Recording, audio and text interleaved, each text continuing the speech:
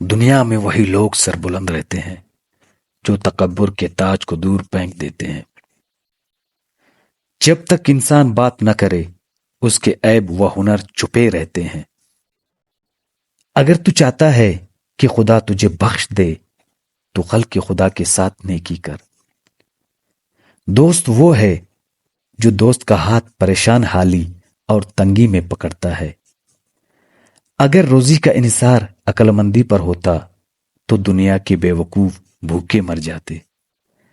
جو شخص بچپن میں ادب کرنا نہیں سیکھتا بڑی عمر میں بھی اس سے بلائی کی کوئی امید نہیں۔ جو لڑکا استاد کی سختی نہیں جھیلتا اسے زمانے کی سختیاں جھیلنا پڑتا ہے۔ جاہلوں کا طریقہ یہ ہے کہ جب ان کی کوئی دلیل کسی کے آگے نہیں چل سکتی تو جھگڑا کرنا شروع کر دیتے ہیں۔ جو شخص طاقت کے دنوں میں نیکی نہیں کرتا ضعیف کے دنوں میں سختی اٹھانا پڑتا ہے۔